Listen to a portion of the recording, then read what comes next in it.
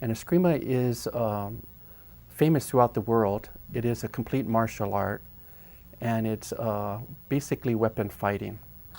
1 stick, 2 sticks, 1 bolo, 2 bolos, short knife, staff, and a wide variety of other weapons.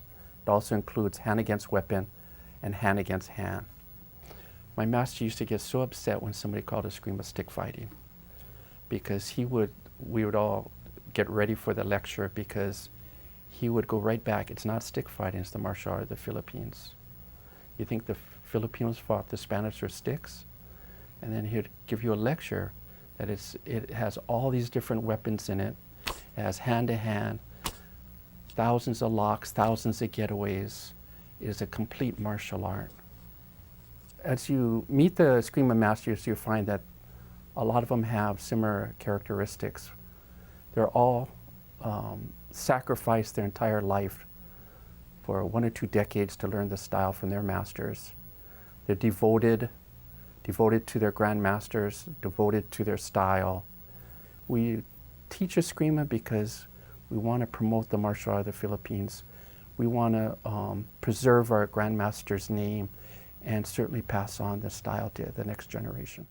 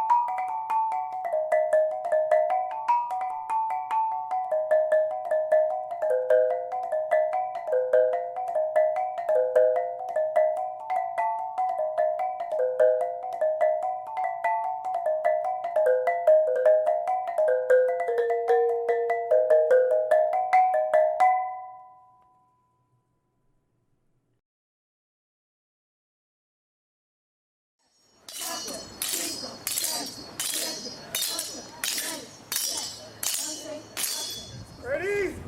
This side striking, this side blocking and patay. Ready? 1, 2, 3, 4, 5, 6, 7, 8, 9, 10, 11, 12. See, the key is, this is the block, this is the coming in already. Because the block in this here is the coming in already. See, now anything come up with that is what I'm watching. See, yeah, then I just knock them in, yeah. If you poking me in the 5, and then I take them easy. Okay? Like, But- give it to him now. Yeah, try. So it's like, There, that comes straight in already. See, if I Yeah. take you this. Or you can Lago Mano, strike the 1. See, a lock, now it's come with the 1 on the top. See. This is the Lago Mano, yeah. The key is when he comes here, you see how I'm hitting him same time. This is blocking and this is hitting. Okay? That's your Lago Mano style. when I was in intermediate school, I was in 1961. Learned under my master, my grandmaster, Broly Pidoy, and his son, Eddie. When I first met the grandmaster, he was on the side of the river fishing. And I was watching him, and he was pulling a lot of fish. We were out of school that time, you know. I think it was like Christmas vacation. And then I saw him fishing, and my other brothers, we was watching guy fishing. He was catching a lot of fish. So when school started, we ended up going school with Eddie. And then when we was coming home from school, we was crossing the bridge, and I told him, "Man, that old man, he catch a lot of fish." And he said, "That's my dad." I said, "Oh, okay." That's how I actually met him. It's to sit around on the riverbank and watch him fish. I started at the same time. I was taking judo, and with Eddie, we was playing around, playing like boxing, karate, and things like that. And that's how we got involved, because the father asked us, "What you guys doing?" I said, "We was practicing karate." And he said, "What's that?" I said, "It's a Japanese martial art." So he told us, "Why don't you guys learn Filipino martial art?" And that's when we asked him, "What's that?" And this all began then. In other martial arts, you don't see too much of the type of movement, how it's more defense than offense. You watch other martial arts, it's all a lot of offense. We learn defense mostly from our art. But we got 12 points of offense. Being because of the 12 joints is because the Spanish used armor, and that's why to conquer the armor, the Filipinos developed a style which was to defend, and to block and hit is hitting the joints. That's why they had the joint style. Yeah, that's where our numbers all actually comes in from. Yeah, like the Spanish armor, all the joints was all open, because if you lock it, it won't be able to move, bend. So when you bend, the elbow show, you twist, the shoulder show, and your neck, your head, your face. We was taught that the master would learn Dirobio from General Oblin. That's why our school we named ourselves Oblin School of Escrima, because the master learned Dirobio from General Oblin. That's why we got the name now, Oblin, instead of just Dirobio. And General Oblin fought the Spanish and Americans for 20 years. Our master, when he was young, he ran away from home because he was abused by his father. He got licking from, and he didn't like that. So he ran away from home when he was 6 years old. And he had a path to go to. Either he goes to the right, to the city, or he goes to the left, to the jungles. And he said to himself, "If I go to the city, my parents will find me. If I go to the jungle, they might not find me." So he went to the jungle. He stayed there for a couple nights, and General Oblin found him. And that's how they got together and started, and that's how he learned Escrima from General Oblin. For 12 years, 12 straight years, he learned Escrima, because there's no television those days in the jungle, the radio. So all he did was really train a lot here. And that's why it makes our master so unique. He knows the 144 counters, the disarming, and a lot of the different moves that you won't find in a lot of the different style of Escrima. It was really intense. Never learning too much, but there were a lot of exercises for months. They were just strenuous exercises. And he would teach us maybe 1 or 2 moves. I didn't learn my 1 to 5 until I was 6 months into it. And just by listening to stories, old stories about the wartime in the Philippines and all that, and how he was learning.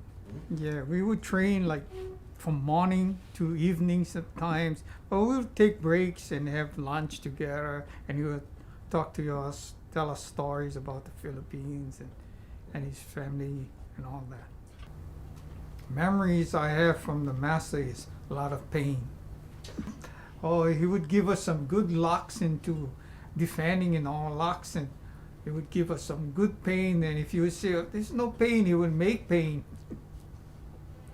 I remember one incident where he dislocated my shoulders, and he I said, something is wrong, I feel pain. And he go, oh, he started laughing, and then he played with my shoulder. He put his hands under my armpit, and he went back together. And then he started laughing, and he said, if you can hurt, you can heal. That was his same way he said, you can hurt, you can heal. I'll never forget that.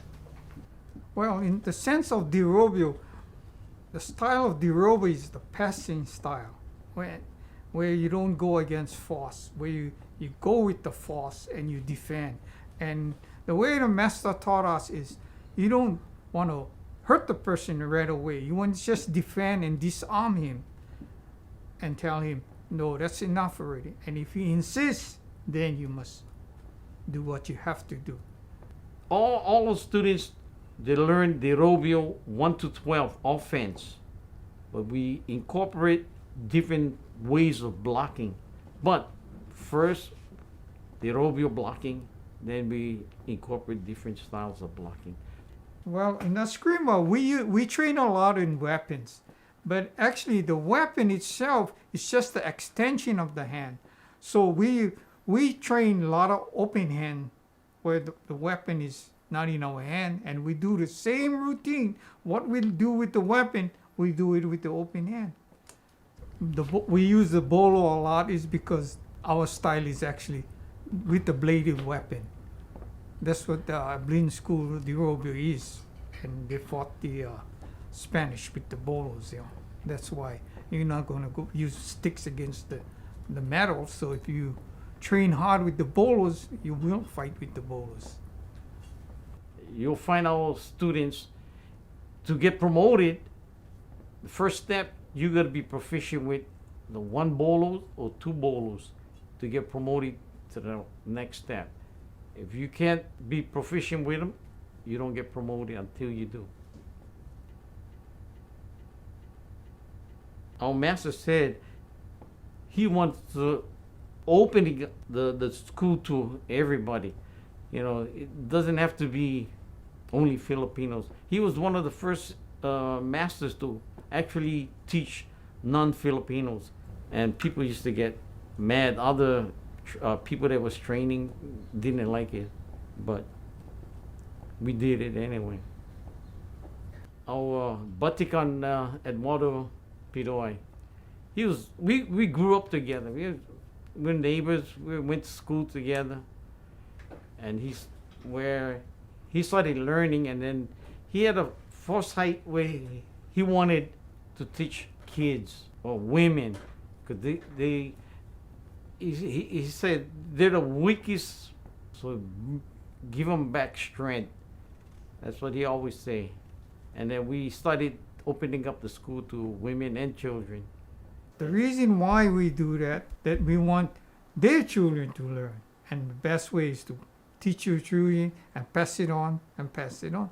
That's what they did in the Philippines. You know, pass it in the provinces of the Philippines, where Escrima is. Every village had their own style of Escrima, and they would teach the family to fight, teach them Escrima, because people would come from out of village to steal your food or whatever you own, and they would have to learn to fight. That's why Escrima is so popular in the Philippines at that time. Most of the public didn't know there was Philippine martial arts, because we used to train all in the bush, all in the rice paddies and the banana fields, until we were allowed to bring it back out.